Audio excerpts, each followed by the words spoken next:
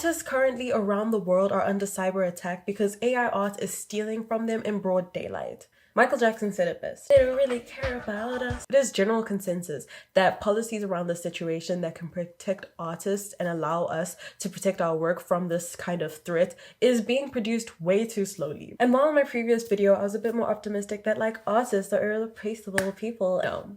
Let's be realistic. I'm mad and I need you to know about it because this is just another case that the whole world does not really care about artists enough. And before you say that I'm over exaggerating like a moody teenager, just take a look at all the years and years of circumstantial evidence that proves that us artists are treated as absolute dog crap unless you're at the top. So what are they gonna do about it?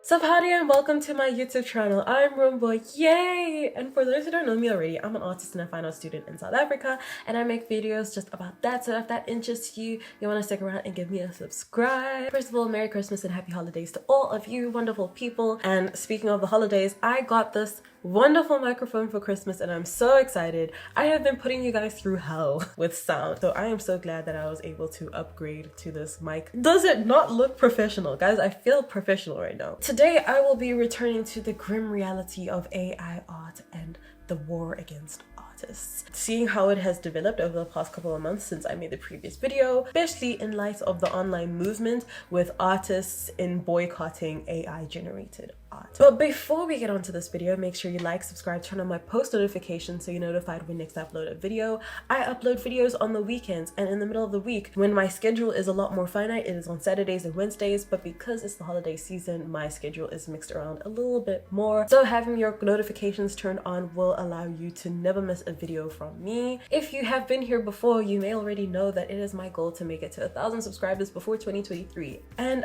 I get it. We are a couple days before 2023, which is crazy, and I'm just under 900 subscribers, but I am still holding on to the hope that we can make it to 1,000 for 2023. It will make my new year absolutely spectacular and it will mean the world to me. So if you are currently sitting there and you have not subscribed, the button is red if you can't see it. And if you have already clicked it but you haven't already sent it to 3 of your besties, please do me a favor and share it with all your 3 friends so they can also find my channel and subscribe. So if you don't know already, there is this platform called ArtStation, and this is the online platform where people who are game, media, entertainment, or digital artists are able to upload their art and connect with the community of other artists. And earlier this month, this platform saw a huge mass of these specific images being uploaded by all of the users, which was just saying no to AI generated art, because the users on ArtStation saw that there was a huge overhaul of AI generated art being uploaded right next to their art that takes so much effort and time and skill to create. And they saw that as sort of like a huge contradiction and juxtaposition between their art and sort of degrading. So I was watching Marquise Brown's video that's titled "The Truth About AI Art Getting Creative." I really agreed with what he said, that AI art could be a tool that creatives could use as a source of inspiration. I think that is a good use of AI art and I am impressed about it, like in my previous video I did mention. However, please give me one point, some proof of evidence in all of human history where we have, as a society, as a collective, have used something properly. Because I generally do not think we are capable of just using something appropriately. We always find a way to up the system. I don't know why that was censored. I just said fun times when you subscribe to Rumbo Mercy. This video is sponsored by yours truly with a message that's here to say, if you haven't already, make sure you subscribe down below. And if you have, share this with 3 people, one of your friends, acquaintances, or someone you hate. We are trying to make it to 1,000 subscribers before 2023, but if you look at the date, we are frighteningly close to the new year. But I have faith that you and me will be able to make this dream come true. So if not for me, do it for this cute video of a cat in the background. Subscribe and enjoy the rest of the video.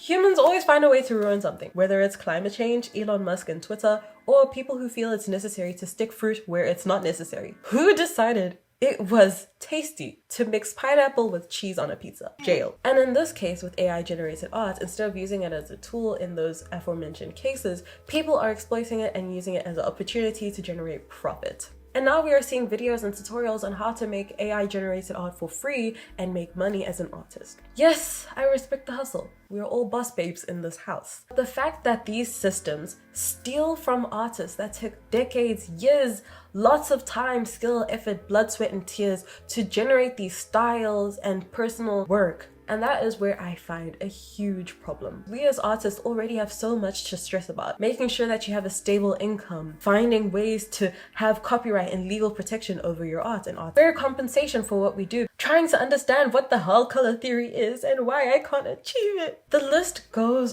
on. But a lot of these things I feel like should be accessible to us or should be understood by the general public. Like for one case, friggin' we matter. The art department in the university I go to, in my humble opinion, is severely underfunded. The building is old, it's ancient. The budget is getting smaller and smaller. And compared to all the other STEM buildings and all the other resources other degrees are given, I feel like we are thrown right under the bus. Literally, our building looks like it's on life support. And I fully believe a large contribution to that underfunding is because the institution does not see us as equal to other degrees and other people. They don't see us as human beings. They tuck us away and they think that we can just be fed dust and broken dreams. We put so much time, effort, and energy into each of the artworks we make, and also all the stuff leading up to making artworks. I feel like people understand that, but when it comes to pricing our works, a lot of people turn their heads away in disgust. Like, it's impossible to price your work fairly so you can survive on literally the bare minimum. And it's even more impossible for smaller artists that are still trying to get some sort of presence in the industry. But no, Esmeralda in the corner is like so baffled that you actually have to pay per hour that you've worked on the piece. There is one fatal flaw that AI art has, in my opinion, and that's the fact that it does not come from inspiration. We artists have the gift of being inspired by things that allows us to create and create unique. AI art uses algorithms. Do you think consumers care about imagination? Like the general public, do they even care about that? Or is it just the pretty picture at the end? Because in that case, you really could show someone anything and they'll be willing to buy any work so long as it looks good. In my previous video, I said it wasn't a direct threat, and I still hold on to those values, but it is still a threat to the community. Like I see the threat and I see that it is a real thing because it is actually happening. Similar with this AI art situation where millions and millions of art are being stolen from artists all around the world, which includes the amount of hours, time, dedication that took into every single one of those pieces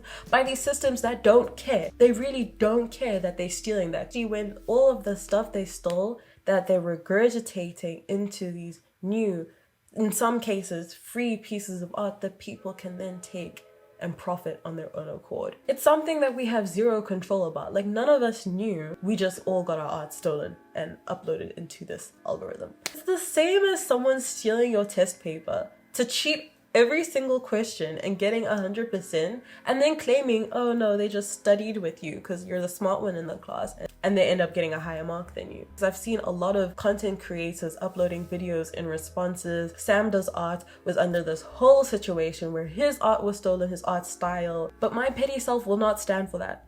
I won't. In fact, I'll sit. I mean, I'm sitting already, but imagine me sitting down. Now looking back at it, I feel like artists have every right to be angry about this because it's something that we had no control over, and it's just continuing to, you know, be pushed and become more popularized without any support or backing being considered on our end. So if you're angry about it, comment down below. We are doing a strike to whoever's house. So yeah, let me know your thoughts on it, especially if you're a digital artist. I haven't done a lot of digital art, and I feel like, especially because that's like a lot of the art that is uploaded on these online spaces, a lot of that has been the ones that are plagiarized. So tell me what you think. Thank you so much for watching. If you like the video, like. If you like me, subscribe, comment down below, all that fun jazz, and until then.